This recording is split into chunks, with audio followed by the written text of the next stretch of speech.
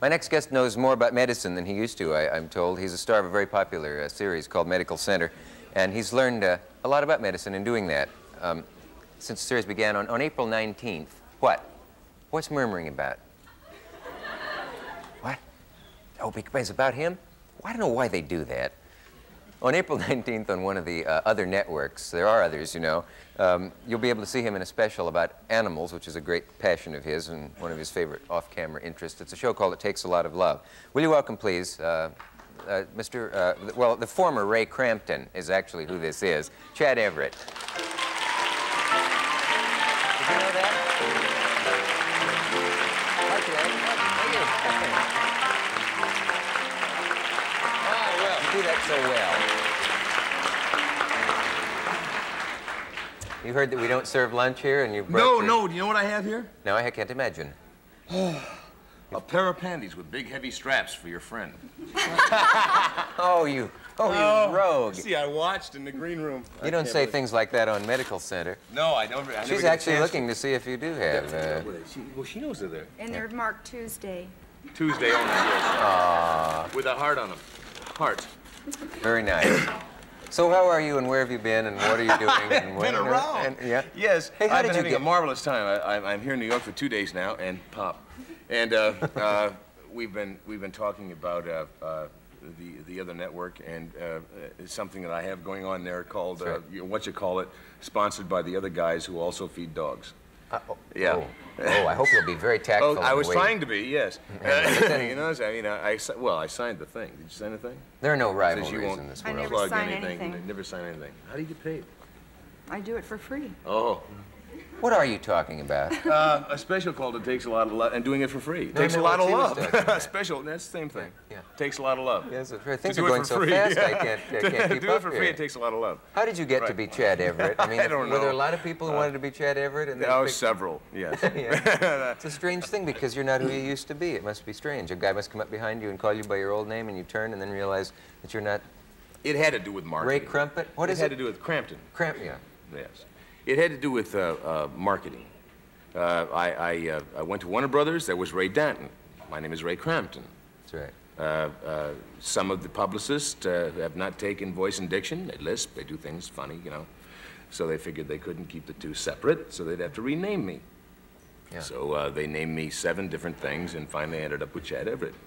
Now, how do they get these names? Do they throw a lot of letters into a computer, or does somebody decide what names are hot that year, or do they go to a numerologist? I wanted to be Chad York, see? And Bill Orr, who I hold in great revere, you know, I really love him very much, wanted Chad Everett. We'd all decided on Chad. Wait a minute, who's Bill Orr? Bill Orr is a wonderful, talented gentleman who at that particular time was heading up the television organization for Warner Brothers. Oh, William Orr. Mm-hmm. William T. Orr. Oh, I don't know these people, but... And he had an office. It's about, you know, 6,000 square feet long. You know, one of those great offices, you know, the last of the contract players. And he would play football when he was talking with you. You know, he'd throw a football back. And so I had this thing about, you know, I wanted to be Chad York, and he wanted me to be Chad Everett. Well, you know, who was boss? Well, you know. But we kept throwing this football harder and harder and harder. And finally, I threw the football at him in anger. And it went, and crashed a big picture in the back of his head. And he said, all right, go see the old man, which was his father-in-law. So I went to see his father-in-law and his father-in-law. And I sat there for half an hour outside, and I'm just a fledgling, you know.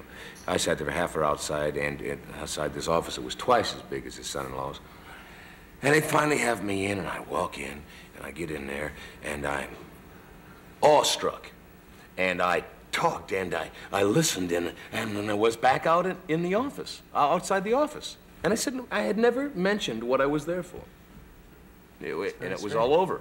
And I realized I'd been had. You know. And I ended up Chad Everett. You became Chad Everett. It's good. I never heard of Chad York. I know, obviously Chad York never got anything. No, he never did anything. You know, he was Boy, that was a close shave. Yes. Oh, I could use one. Yeah. Say, I wanted to hear about your fire, but not at this moment. All right. Because we have to take a station break. We'll be back. Say, I mentioned next week Jacques and Philippe Cousteau will be here, and Phil Silvers, Robert Culp, Ron Liebman, terrific actor you've seen in Where's Papa and Hot Rock and other films of that kind. And a lot of other great people. Oh, a fireman and author who's written a whole lot of great stuff. Yeah, I love that. About fires. You may have seen the article in Life that Dan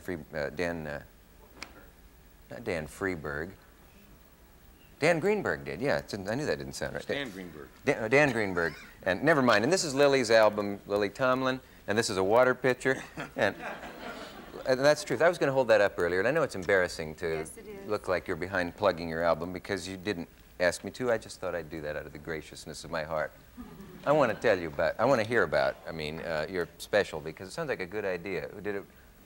Was it born in your own head? No, not in my head. I wish it had been born in my head. Yeah. Because it's one of those ideas like a poem or a lyric that you hear about and you say, I wish I'd written that, you know. Yeah. Well, Alan Landsberg did this particular piece. It's documentary in style, and it's about that special mystique that happens between, that respect, that trust, that patience that goes down between people and their animals. Mm-hmm. And maybe because they're here for such a short time, most of them, you know. But also some animals are here for down here as long as we are, you know. And it's documentary in style, and I was asked to narrate it and do 2 little on-camera pieces. And I viewed it, and I was so excited by it, I thought I was very happy to be a part of it, you know. I was flattered to be asked. So What are it's your own my animals? first narrative piece. I have 3 horses and 3 dogs and a wife. You want to think about the billing order there? No, she's the most beautiful animal I own. You own? Wow. I have to leave.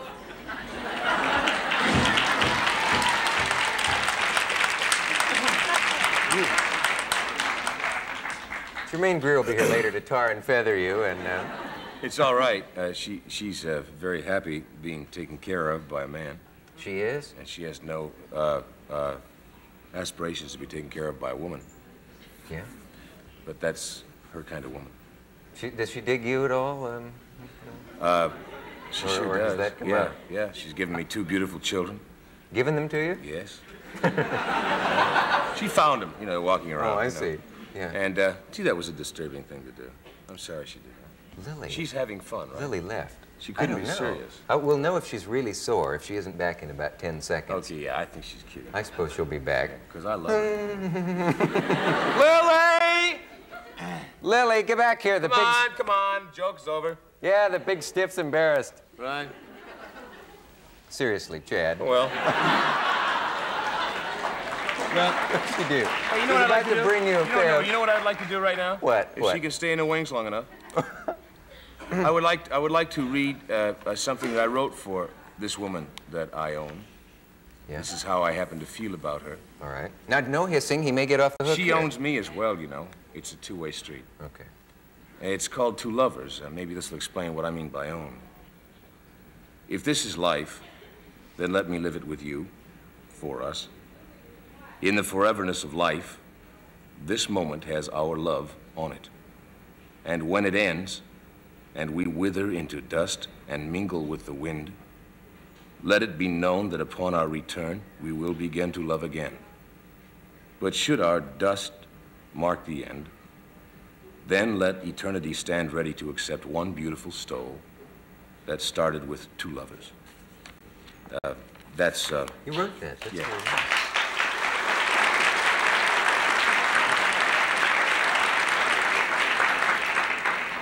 I wish you'd come back. She can't be serious. I mean, really. Maybe if we go off and get her. Yeah. Are you a I poet don't know. as Shall we well as both that? leave? No, then what would everybody look at? You know? That's true. Yeah. Say, tell me about the fire, though, because I heard that you were one of those people who was victimized by the annual conflagration out there in California. People said, Yeah, there are we people got who've been hit. burned out year after Yeah, year, and they keep yeah. building. You were one of them? Well, they don't burn out year after. The same houses don't burn. You got to build them back, then they burn again. Yeah, but I know there are people who, of course. But No. this has happened. It has happened, but I don't think it's happened to too many people twice in a row, you know. Well, It's just a hazard you live with. I mean, you live with some hazards here. Yeah, you but know? not the firestorm or whatever they Go call walk it. down Isn't that 7th what you- Avenue at midnight, you know. You want a hazard, you know. Weren't you in one of those things where a cloud of fire comes over and Yes. blows What happens is that there's a void of oxygen like, say, from here to the back of the room. But usually it's about, 100 yards long. And the heat, with the wind blowing it back, it creates a void, a vacuum of oxygen.